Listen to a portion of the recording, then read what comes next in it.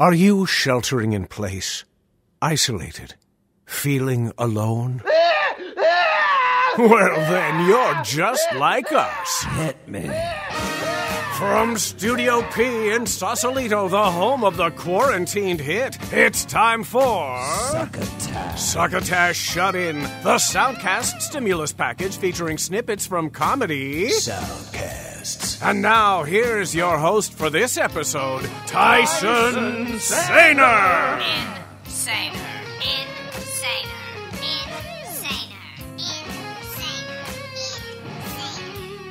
Saluton, estas me, Tyson Saner. I am your every other Epi host for this iteration of Succotash, the Comedy Soundcast Soundcast, currently called Succotash Shut-In, as you probably know by now because you clicked on us. And we thank you for it.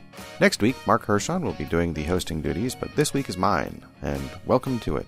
I've got clips for you from a handful of soundcasts you may want to listen to more of in the future. That's how this works. I've got clips from Profiles in Eccentricity, Strange Times, and Nooner Podcast. This show is fake sponsored by Henderson's Pants and TrumPoetry.com. And away we go. First up, Profiles in Eccentricity, from John Fahey, Aaron Pita, and Matt Brousseau, and Starburns Audio. It's a show about weirdos.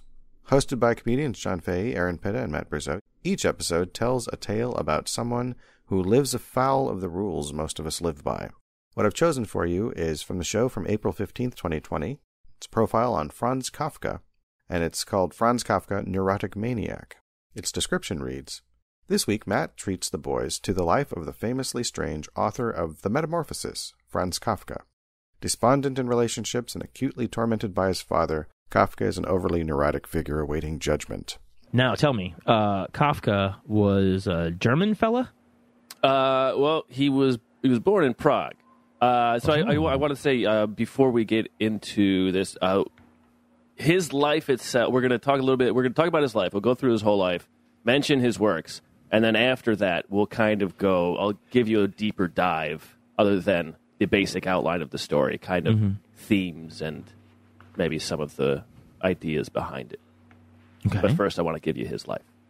Give me his life. So Franz Kafka, he has, in the minds of people today, Kafka-esque is a phrase. And usually it's something that is bewildering or frightening to people. But for me, I always found him funny. And a lot of absurdity. Yeah. And I always, when I heard that phrase, I always took it as almost Cronenberg-esque. Sure, yeah. Yeah, in I think that's the modern the shocking equivalent. Nature of it was almost hilarious. Absurd. Yeah, absurd. Exactly, yeah. The illogic that is built in that everyone treats as logic. Right. So he was born in 1883 in Prague, Bohemia, Habsburg Empire. So those are he was born in the city of Prague, in Bohemia. Which at the time was Bohemia. Which is at the time the Habsburg Empire. Right. And he was born a Czech-German speaker who was also Jewish. Ah. Boy. So his nationality, in essence, was Czech, but he was a mainly German speaker, because the Yiddish that they were speaking, that also had a connection to German. So it was a very natural in, but he was also Jewish. And these are three parts of himself that he never necessarily came to terms with. But we'll get into that. We'll touch on that. Those identity points, you mean? Yeah. His identity was something that constantly was flirting around him. Transforming into something else. Yes. So he was born in Josefov. Josefov, yeah. Josefof. It was one of the oldest ghettos in Europe. Seven centuries of Jewish visionaries lived and died there. He called it my prison cell, my fortress. Oh, boy. He had many conflicting feelings about so much in his life. He was born the eldest child of Hermann and Julia Kafka. They would later have 3 girls who lived and 2 boys who died in infancy. His father was a huge man, especially for that time. He was 6'2", big shoulders, powerful, loud, self-made. he would sit at the dinner table and he would chew the bones of the food. Ugh. And he would yell at anybody else who did it. I chew the bones of this table. Yeah. What are you, some kind of savage? You trying to cuck me in my own dinner table? Oh, Kavolt. So Herman, Franz's father, he was born in extreme poverty in this Bohemian village called Osek, and his father was a ritual butcher, so he'd kill the animals for rituals. And by age 7, Herman was pushing a peddler's cart. I don't know if he was apprenticing or assisting, but he was working. He was not schooled. And he later married Julie, and he got a small amount of money, and that was enough to start his own shop as a salesman. And he was kind of a bastard as an owner. There's a story about him having to go to, after one afternoon, having to then go to each employee's house of residence and ask them not to quit because they had all quit en masse because he was such an asshole. Herman. Herman, yes. Yeah. To his children, he was sarcastic and harsh. My two main sources for this are the R. Crumb, David Zane Merowitz book, Kafka, and it has R. Crumb's fantastic. That's excellent. No shit. Disgusting, weird That's a drawings. perfect artist to do a it Kafka absolutely book. is. Yeah. So he can go very serious where necessary. Yeah. I mean, I think there's only one set of tits in this. Oh. Any but they're exquisite. big-ass ladies with huge pubes coming out of their bottoms? That was more of a R. Crumb personal choice. Yeah. Well, you would always inject a little bit of your own DNA. sensibilities. You can email them at profilesineccentricity@gmail.com, and you can listen to them on Stitcher and Apple Podcasts, and they even have a YouTube presence. Just search Profiles in Eccentricity. Next up, Strange Times from Davian Dent, Kat Sorens, and Dom Risk. Longtime listeners of Succotash will know that we have clipped Strange Times quite a few times, and in fact we have also had Davian Dent as a guest at least twice. I've chosen a clip for you from the May 9th show, 2020, entitled Invisible Jizz. This description says, this week our wayward sons turn their third eye to cyclists, furlough life, Carol Baskin, coronavirus lockdown competitiveness, and sex music. This clip, however, features talk about VE Day. What's VE Day? VE Day, to pronounce it correctly, Victory in Europe Day. Okay. Yeah, it happens. Funnily enough, it's an annual thing, so it happens same time every year. I can understand when it first kicked off. Not a bad idea. Fine, have a little bit of a celebration. I personally find it a little bit distasteful now because it's kind of like, yeah, we beat the Germans, fucking cunt, Tommy. And yes, let's maybe have the public holiday, spend some time reflecting on the day when, not all of the hostilities ended, but the vast majority.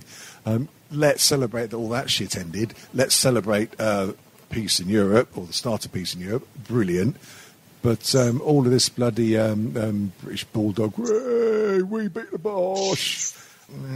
Is it really necessary?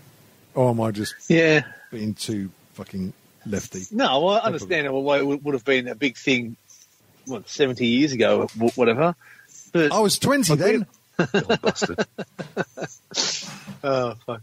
Yeah, so we had the same thing here with Anzac Day. It's sort of, which is April the 25th, which is the day that the English commanders told a bunch of Australians to land on the wrong beach where were machine guns, and that didn't work out very well. So it's sort of turned into this, I don't know, almost celebration sort of. It's sort of very somber in some parts, but then it's just been sort of grabbed hold of the Tommy Robinson dickheads. To make it sort of, I don't know, if you aren't patriotic enough or you can't speak, don't say anything about it that we don't like, or we'll all launch at you, and all the Murdoch media just backs that sort of narrative up, and it's just fucking, I don't know, pretty horrible, actually. Yes. Yeah, I agree. It's like you say, it should be a celebration. It should be a celebrating peace. It shouldn't be celebrating the end of a war, win or lose. I did read something about apparently for the first time this year they've done some sort of, not celebrations, but acknowledgements in Berlin because for them it's the end of a fascist, not fascist, but Nazis were in charge, and it ended for them. Yeah. They sort of got back to normal, apart from when the communists sort of took over. So for them, it is liberation for them as well. It wasn't just a fact that because the people, the general population, were under this fucking dictatorship as it was. And people forget that. They just assume all Germans were Nazis and all Italians were, et cetera, et cetera. Well, so I do agree. After a certain length of time, it is kind of, it's fine to remember the people who died, with the poppies and Remembrance Sunday and whatnot, But even then, you get to the point where I think there's 2 people left who fought in the First World War who are still alive. Yeah, that's run its course now. So now we should move on to. Well, one of them being David. Yeah, I wouldn't say move on. I mean, as the great poem said, "They shall not grow old as we are left to grow old. Age shall not weary them, nor the years condemn." We will remember them, and I think we should, but we shouldn't celebrate the victory, if you know what I mean. Yeah. No, because just remember and respect the shit that was done, but not get all fucking nationalistic and red alpha male about the fact that we beat someone. Yeah, when it was none of them that did anything. Well, yeah. There should definitely be remembrance, but it should be remembrance for everything, because people, if you died in the First World War, it doesn't make you a better soldier than if you died in Afghanistan, or if you died in the Second World War, or the Falklands, or fucking Iraq. They're all soldiers and they all died, so they all should be remembered equally. Yep. I just feel it's a bit too much is put onto certain. I know it's an old. The Royal British Legion started to remember and to look after the veterans of the Great War and the Second World War, but now really so many other people who have been in other situations and other wars and whatever, they should be remembered as equally as well, and it shouldn't just be specifically remember Captain Tom's generation. It should be remember fucking Dave Smith, who died in fucking Afghanistan 3 weeks ago. That sort of thing. You can visit their website at strangetimesshow.com. If you'd like to contact them, you can go to www.strangetimesshow.com/contact. Hello, friends. Bill Haywatt here for Henderson's Massagepedic Trousers. After a hard day of announcing here at Studio P, there's nothing I like more than to come home to a refreshing interlude with my Henderson's Massagepedic Trousers. Henderson's Massagepedic Trousers are perfect for men and women who, like me, have a job that requires spending long hours on your feet or on your knees. Henderson's Massagepedic Trousers gently massage and stimulate even those hard-to-reach places, providing comfort and release to thighs, calves, ankles, buttocks, and crotchal areas, even as you eat. If you're like me, after an hour or two with Henderson's Massagepedic Trousers, you'll be raring to go and ready for more. And when you start your day with Henderson's Massagepedic Trousers, you're always sure to end it with a happy ending. Henderson's Massagepedic Trousers, made with pride by the same fine folks who brought you the functional breakaway trousers and the ever-so-stylish turtleneck slacks. And they're made with the same fabric that covers official U.S. government restraining tables the world over. Henderson's Massagepedic Trousers, available online and wherever fine pantaloons are sold. And now, back to more of Succotash. All right, man, I am glad to see that the Henderson's folks are still sticking by their commitment to sponsor Succotash. Fantastic. Thank you, Bill Haywatt. Thank you, Marc Hershon. This episode of Succotash is sponsored in part by TrumPoetry.com, a chronological ode to a fake muse. Enjoy a rhyming spin on the news of the day every day, as well as over 500 archived daily verses thoroughly covering the White House, America, and the world with a sticky caramel coating that's impossible to remove. That's TRUMPoetry.com. Everything you need to know in rhyming couplets. TrumPoetry.com. And I've made a selection from TrumPoetry.com this week. It's the entry from May 8th, 2020, number 257. A double shot of weariness and fear. As weeks drag on, the life we knew on pause. Conflicting truths regarding cure and cause, and no clear path to moving on from here. Projections from the CDC and WHO. Our leader wants to wish those words away, for economic models hold more sway. Get back to work. It's just a kind of flu. The dark statistics get marginalized. As push turns into shove, full steam ahead. Acceptable the number of the dead. No mask for Trump. Is anyone surprised? Beyond the shape and spin we'll hear today, our thoughts and prayers go out to his valet. Right? Right. And our final selection is from Nooner Podcast on the Smodcast Network, the weekly live podcast from Kevin Smith's Smodcast Internet Radio that you can listen to by going to www.smodcast.com/sir. It's currently hosted by Marty Yu, Stephen Kruger, Cassandra Cardenas, and John Sylvain. This clip is from episode 191 from July 9th of 2019. Its description reads, today on a very special Nooner, the MERPs, that's MIRP, stands for Minor Internet Radio Personality. As far as I know, that term was coined by Nooner Podcast. They tried D&D for the first time. John Sylvain DMs, or Dungeon Masters, with 2 special guest stars joining the adventure. Don't worry, there is still the casual racism, odd profanities, frequent over-talking, and a couple current event references tossed in too. But then, there's the looming threat of the dreaded lich, and in the parentheses it tries out different pronunciations of that word, including lech, lick, and lek. Monster, it can include. So it says, the dreaded lich monster. I believe it's lich. Let us know what you think, it says. And gives the email, which I'll give it later. Roll the clip. Well, in the center of this sort of circular room, Uh-huh. On the other side is a door.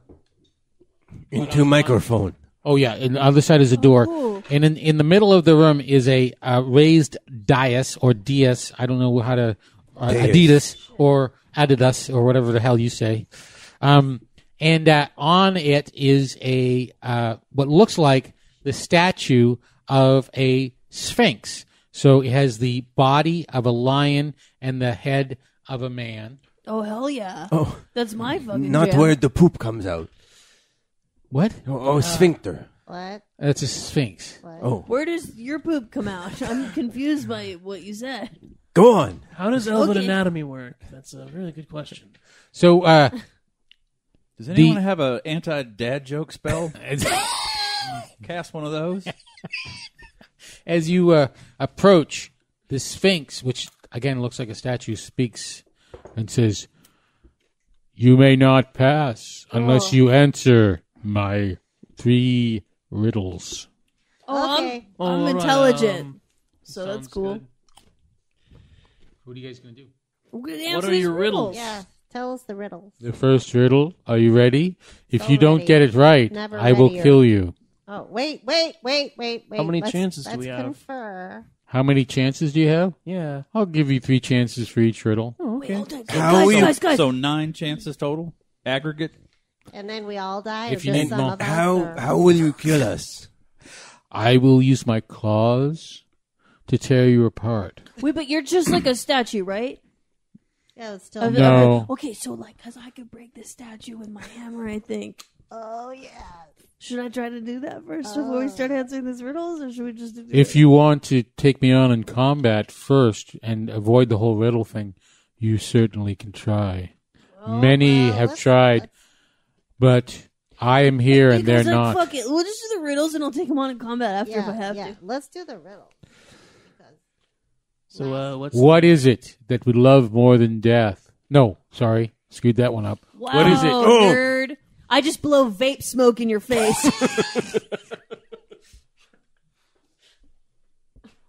Wow. What is it that we love more than life? Fear more than death. The rich want it, the poor have it. The miser spends it, and the spendthrift saves it. Oh, could you say that one again? What is it that we love more Do I than have life a Google spell? and fear more than death? The rich want it, the poor have it. The miser spends it, and the spendthrift saves it. Is it time? No, that's one guess. No, I was talking to my friend. No. Do we have to answer in the form of a question? No. Oh, no Jeopardy rules? Oh, shit. Okay. The rich want it. I mean, the what if we- poor have it. I mean, the poor do have time. No, well, they no, don't. they're working a lot. The rich have They're time. just not getting paid. The poor. Maybe the poor are satisfied. Like No, I don't think there's Tax rate. We fear Low more, tax we rate. fear tax more than rate, death. but they do Fear have more than that. death. The poor have it, the rich want it. What do you fear more than death? Fear more than death. All right, you guys can talk and come Public up with. speaking? Not having abs? Well, I don't know. We Fear fear more Read than it death. downvote. Love more than life. Love more than life. I don't remember what you said after that. This is a really hard riddle. Fear more than Hard death. riddle. Okay, so... What does the miser spend? What's a miser? Miser. Somebody explain Is that an acting technique? to Cassandra what a miser is, Miser and is you'll somebody probably who's- come up with the answer. Miser is someone who's greedy and Yeah, like, doesn't who like giving doesn't their like money to away. spend any money. They don't like to spend money. So A what do they spend? spendthrift. Okay, what do they Spendthrifts spend? They spend spend- You know what a lots of money. spendthrift is? What? Somebody who Spendthrifts spend lots of saved. money. Oh, yes. That's right. So what does a spendthrift save? Spendthrifts save. Effort? Because you pay for services. No, but we don't fear that more than. What do you fear more than death? Bad services. Oh well, I mean, I don't know. What do the rich want? The poor have it? Yeah, what do the poor have? The poor. What if you're really, really poor? Like you have really poor. What do you have? Oh, tent. Nothing. Now, recently, on May 12, 2020, the Gang at Nooner podcast had another Dungeons & Dragons episode that you can listen to on SoundCloud, on Stitcher, on Apple Podcasts, and wherever fine podcasts are purchased and eaten. During a regular show, I maintain a running Tumblr commentary that you can find by going to www.noonerpodcast.com. And you can reach out to Nooner Podcast at noonerpodcast@gmail.com. Congratulations, you made it to the end. Give yourself a booyah. Do people still say booyah? Have the millennials reappropriated it yet? Or perhaps the generation or two that came after them? How long does it take to make a cultural generation anyway? It's not important. It's a largely made-up idea anyway. Speaking of anyway, I hope you enjoyed these few ear morsels I had gathered for your listening experience. And if you do decide to listen to more of the shows I've selected for you, then I've done my job successfully. You can find the social media links to all these shows on the blog at www.succotashshow.com. Succotash is Succotash, and show is SHOW. So why not reach out to them and tell them what you think of their material? Tell them Succotash sent you. We'd appreciate it a great deal. After all, it's what we mean when we ask you to please pass the Succotash. You've been listening to Succotash Shut-In, the Soundcast Stimulus Package, with your host, Tyson Saner. Brought to you by Henderson's Pants, TrumPoetry.com, and imagine your company's name right here. Find us on the web at SuccotashShow.com, on iTunes, on Stitcher, on iHeartRadio, on YouTube, on SoundCloud, on the Laughable app, and tattooed on your mother's rear end. You can hear us streaming and like us on Facebook. Follow us on Twitter at Succotash Show. Email us at tyson@succotashshow.com or call into the Succotash Skype line at our toll call number 818-921-7212. The number again is 818-921-7212. You can also upload clips from your favorite Comedy Soundcast directly to us using our direct upload link at hightail.com/u/Succotash. Production of Succotash is overseen by Joe Paulino through the auspices of Studio P. Sausalito, the home of the hit. Our hosts are Marc Hershon and Tyson Saner. Our musical director is Scott Carvey. Our booth assistant is still Kenny Durgis. And until next time, I'm your loyal booth announcer, Bill Haywatt, reminding you to please wash your hands and pass the Succotash. Goodbye.